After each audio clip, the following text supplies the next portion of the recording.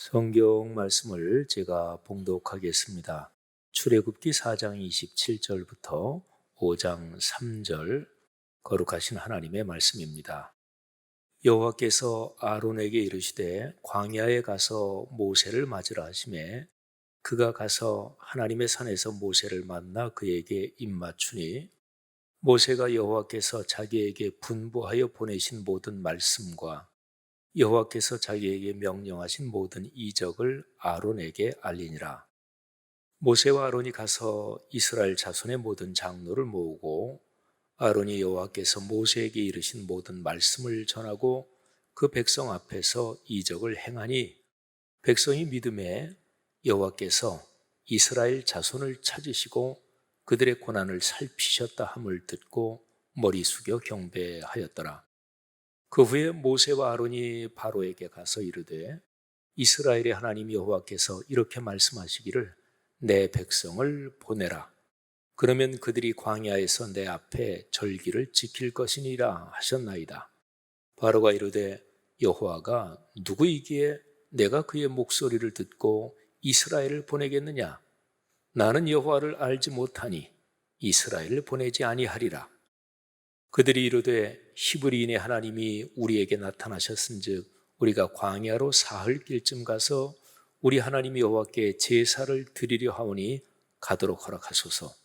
여호와께서 전염병이나 칼로 우리를 치실까 두려워하나이다. 아멘.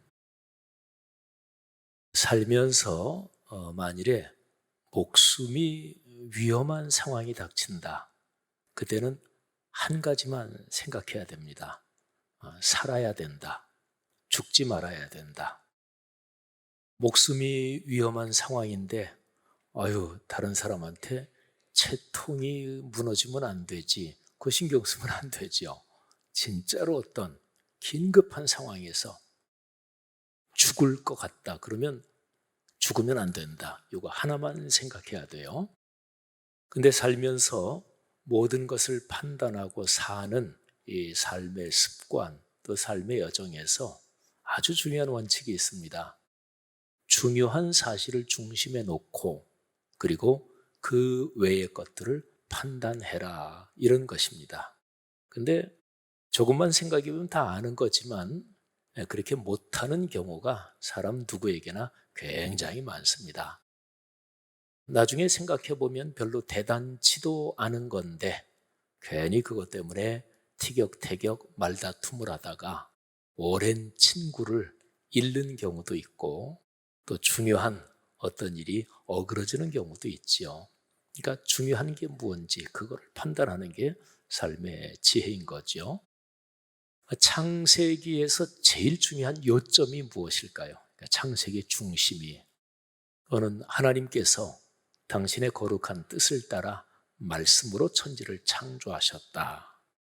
그런데 말씀을 어기는 범죄, 죄가 세상에 들어왔고 하나님께서 다시 그 세상을 회복시키시려고 말씀에 순명해서 사는 거룩한 사람들을 부르시고 그 계보를 이어지도록 그 시작하신 장면이 창세기입니다. 그러니까 아브라함, 이삭, 야곱, 요셉 이렇게 됐죠.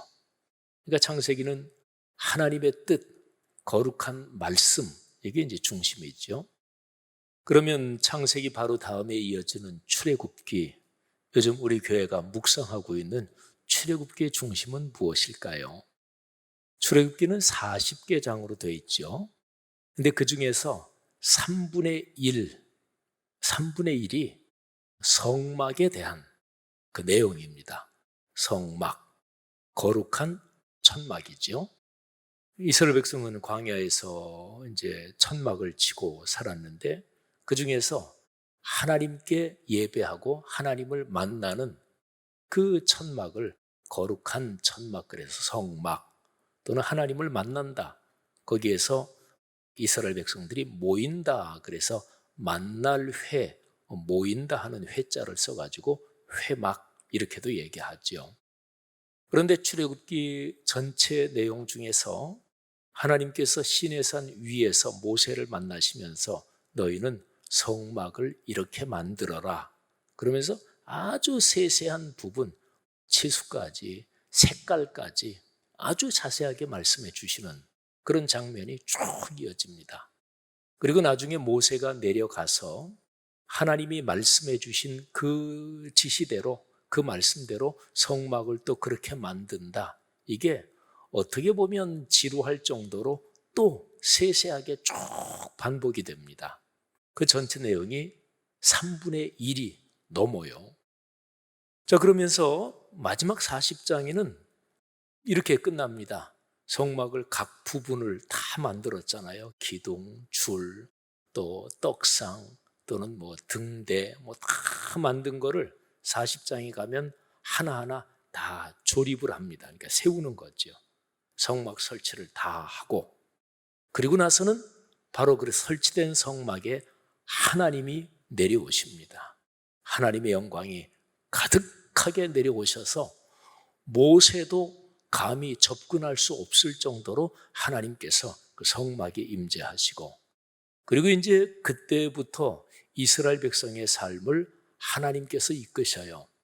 그래서 성막에 하나님께서 임재하시는 그 상징이 구름이 덮이는 뭐 이런 건데, 그래서 성막에서 구름이 이렇게 떠오르면 하나님께서 이동하라고 하시는구나.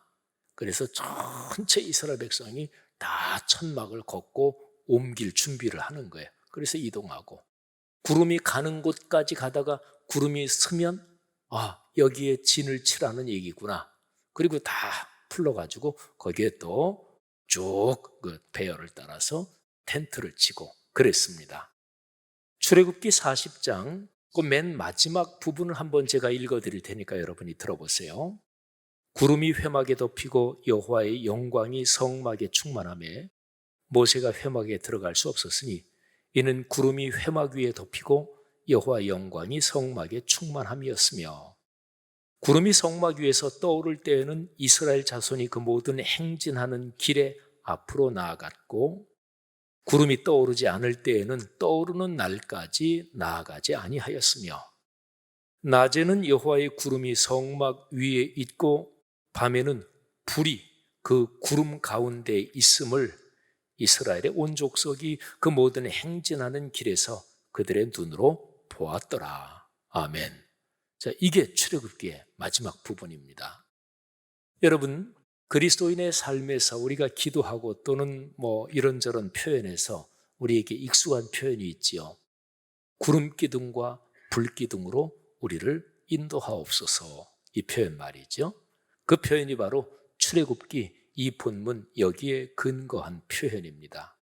성도 여러분들이요, 하나님께서 가실 때 그 뒤를 따라가고, 또 하나님께서 멈추시는 곳에서 멈추고, 이게 신앙생활의 제일 중요한 가치 또는 방법 아니겠어요? 여러분들이 걸어가시는 인생 여정에서 하나님의 구름 기둥과 불 기둥, 하나님이 임재하시고 동행하시는 이 축복이 늘 이어지기를 주의 이름으로 축원합니다.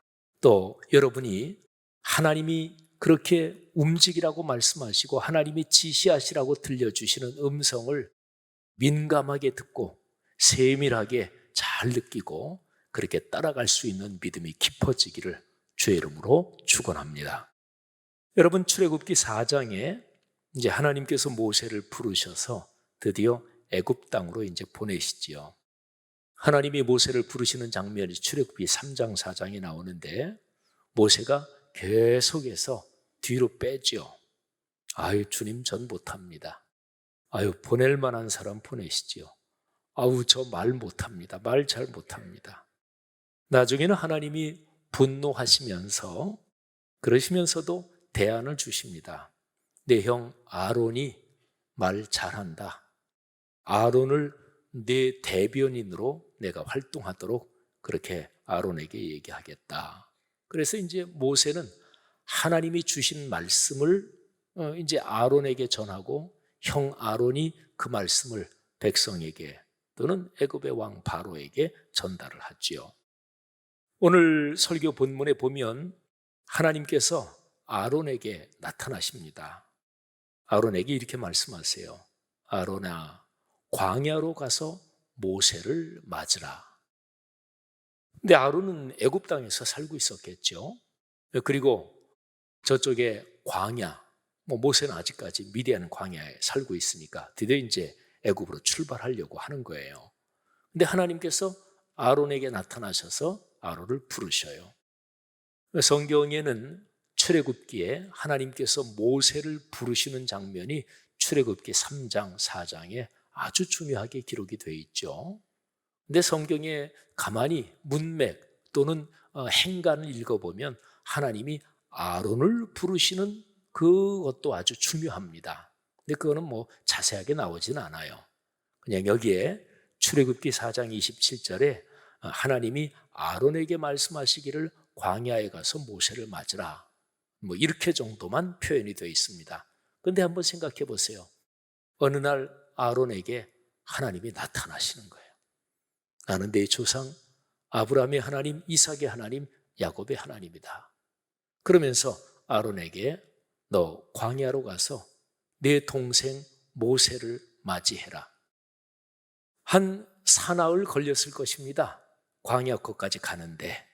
왜냐하면 아론이 모세를 만난 장소가 하나님의 산에서 모세를 만났다. 이렇게 기록을 하고 있습니다.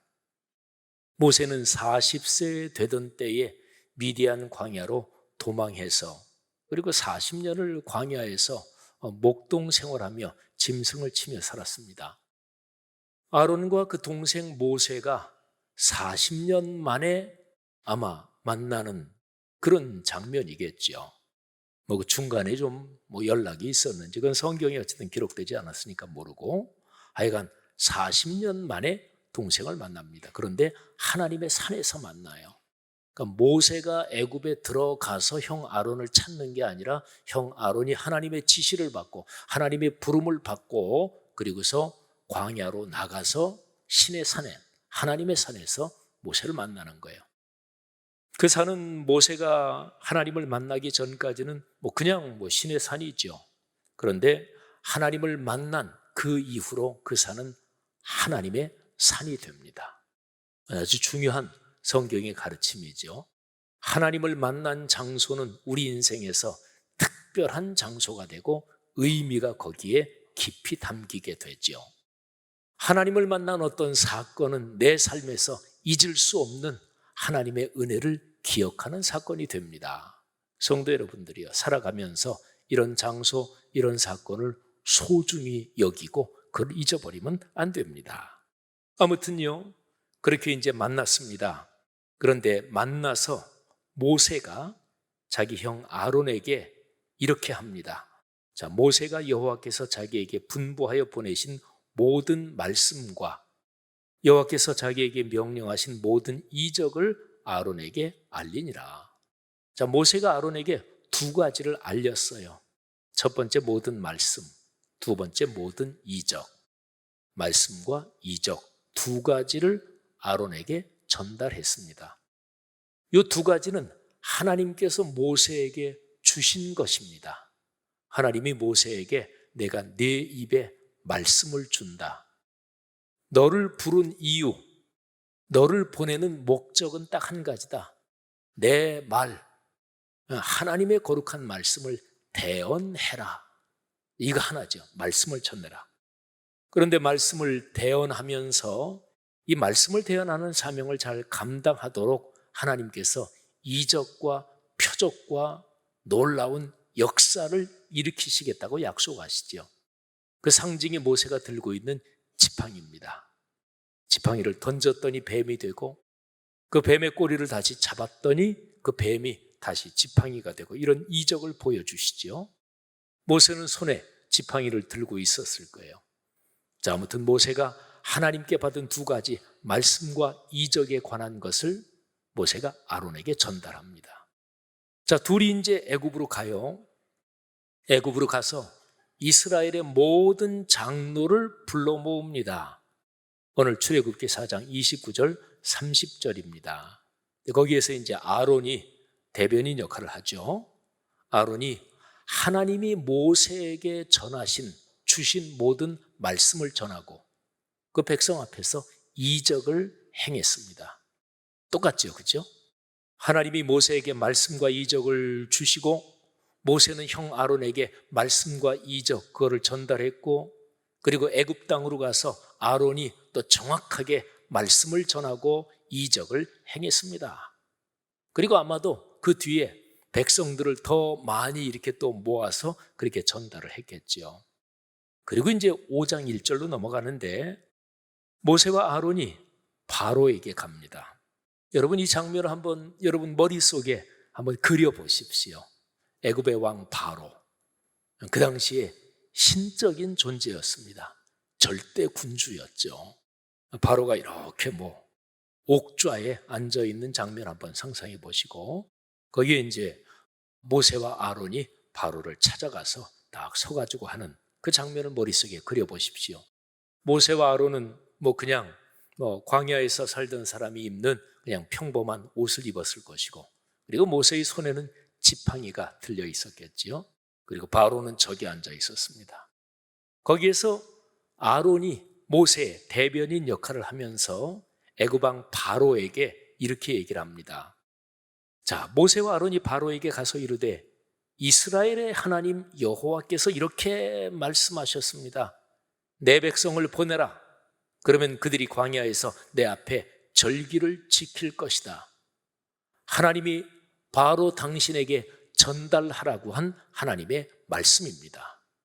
모세와 아론은 정확하게 하나님의 말씀을 가감없이 전달을 했습니다. 바로의 반응이 어떠했을까요? 그 당시 애굽은 여러 신들이 있었습니다. 태양신을 비롯해서 등등. 근데 바로가 이렇게 얘기합니다. 여호와 그 신이 어떤 신이냐? 나는 그 신이 어떤 신인지 모른다. 여호와가 어떤 신인지 알지도 못하는 그따위 신에 내가 그 목소리를 듣고 지금 우리나라 애굽에서 중요한 노동력인 히브리인 이스라엘을 보내겠느냐? 보내지 않는다. 말하자면 하나님의 말씀을 전달받고 그리고 이 바로는 순종하지 않았습니다. 거절하지요. 자, 그랬더니 모세와 아론이 다음과 같이 얘기를 합니다. 하나님의 말씀에 순종하지 않으면 하나님께서 전염병이나 칼로 이 애굽 땅을 치실까 걱정됩니다. 여러분 5장 1절, 2절, 3절이 정확하게 내용이 꽉 짜여져 있습니다. 1절 하나님의 말씀을 전달합니다. 2절 바로가 말씀을 듣지 않고 거절하지요. 3절 하나님께서 이적과 표적과 권능의 역사로 애굽 땅을 칠 것이다.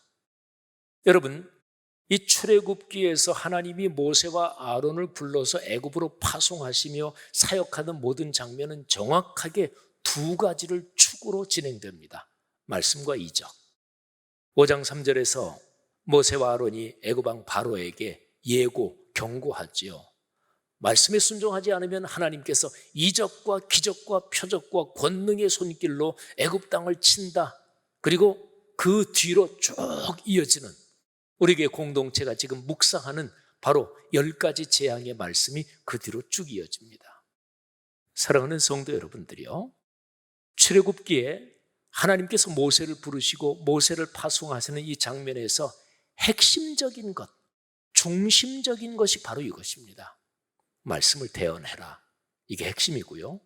그 다음에 두 번째, 말씀을 대언하는 그 사명을 위해서 하나님께서 이적과 표적과 권능과 축복으로 우리를 지원해 주시고 함께 하신다. 이거예요. 그리고 하나님의 말씀을 거절하는 사람에게는 이적과 표적과 하나님의 권능이 심판의 도구가 되지요. 그래서 하나님이 그들을 치신다. 이게 이제 출애굽기에서 출애굽기의 중심을 꿰뚫고 흐르는 중심 메시지입니다. 이거는 나중에 출애굽기 12장, 13장 쭉 이어지면서 이스라엘 백성이 드디어 애굽에서 나오죠. 그리고 광야에서 40년을 생활하는데 출애굽기 그리고 민수기까지 이어지는 광야 생활의 기록에서도 이 원리는 계속됩니다. 하나님은 말씀을 주십니다. 그리고 모세와 아론 지도자는 말씀을 대언합니다. 그런데 그 말씀을 듣고 순종하는 사람이 있고 순종하지 않는 사람이 있죠. 순종하면 하나님께서 이적과 표적으로 그를 지원해 주시고 축복하시고, 순종하지 않으면 이적과 표적으로 그를 치십니다. 자, 이게 출애굽기, 민수기, 이스라엘 백성의 전체 가나안 땅에 들어가기 전까지 모든 여정에서 핵심 원리 그리고 가르침입니다. 성도 여러분, 제가 이제 목회자로 살아가니까 우리 목회자 얘기를 한번 해보면, 목회하면서 20년, 30년, 40년 쭉 목회하시면서 나이도 들어가고 그러면서 아주 존경받는 목회자들 중에서 목회의 중심은 인간관계야, 이런 생각을 가지고 계신 분들이 종종 있으십니다. 그리고 그런 분들한테서 목회에 대한 경험, 후배 목회자들한테 목회자 세미나를 한다든지 그럴 때 그런 분들이 종종 하는 얘기가, 사람은 변하지 않아. 목회하면서 사람 바꾸려고, 사람이 변하게 하려고 너무나 애쓰면 목회 진 빠지고 사람 변하지 않아. 근데 그런 목회자 얘기를 잘 들으면 무릎을 치고, 야, 역시 지혜로운 분이시다. 아유, 참 진짜 목회 훌륭하게 하신 분이다. 그런 분은 목회하면서 성도들하고 부딪히지 않습니다. 최대한도로 잘 살펴서 절대로 부딪히지 않고 이렇게 목회를 하시죠. 기본적으로 훌륭한 분입니다. 그런데 어쩌지요? 목회는 그게 아닌데 틀렸네요. 그러니까 좀 더 정확하게 말하면 목회에서 제일 중요한 중심이 뭐냐? 인간관계는 굉장히 중요합니다. 그런데 중심, 핵심, 심장은 아닙니다. 심장은 말씀을 대언하는 것입니다. 근데 말씀 대언, 이거를 제일 중요한 자리에서 이렇게 치우고 거기에 인간관계를 놓으면 그런 목회자는 반발자국만 옆으로 가면 목회하면서 자기 사람을 만듭니다. 그래서 교회 목회하는 것을 장악을 하죠. 잘못된 거죠. 성도들 중에 장로님, 권사님, 안수집사님 평생 신앙생활을 오래 하시고 또 교회에서 봉사도 열심히 하시고 그런 분들 중에서도 교회 생활 내가 평생 해봤는데, 그런데 교회 생활의 중심은 인간관계야. 제일 중요한 게 인간관계야. 이렇게 또 생각하시는 분이 있어요. 그런 분은 일반적으로 교회 생활이 지혜롭습니다. 또 교회에서도 기여도 합니다. 그런데 어쩌지요? 틀렸네요. 신앙생활의 중심과 핵심은 인간관계가 아닙니다. 하나님의 말씀입니다. 하나님의 말씀을 묵상하고 그 말씀을 깊이 깨닫고 그 말씀에 순종하는, 이게 바로 신앙생활의 중심인 거지요. 사랑하는 성도 여러분들이요, 오늘 출애굽기 말씀을 이렇게 묵상하면서 여러분과 저 또는 우리 교회 공동체 오늘날의 신앙인들의 삶을 한번 돌아봐야 합니다. 제일 중심에 무엇이 있습니까? 하나님의 말씀이 있어야 이게 성경적인 거죠.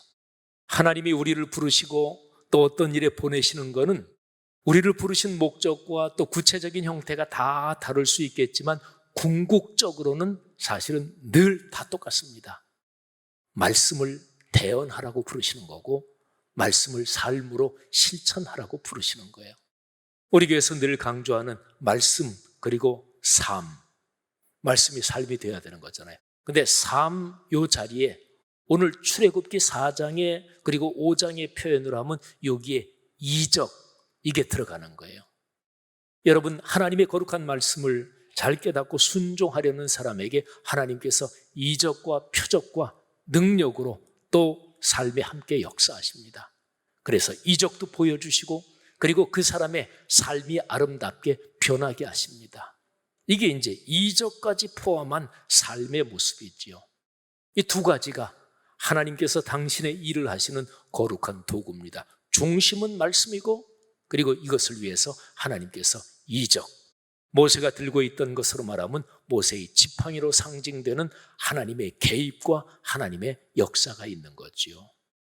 성도 여러분들이요, 여러분들이 걸어가시는 인생 여정에서 하나님의 말씀이 늘 중심이 되시기를 주님의 이름으로 축원합니다.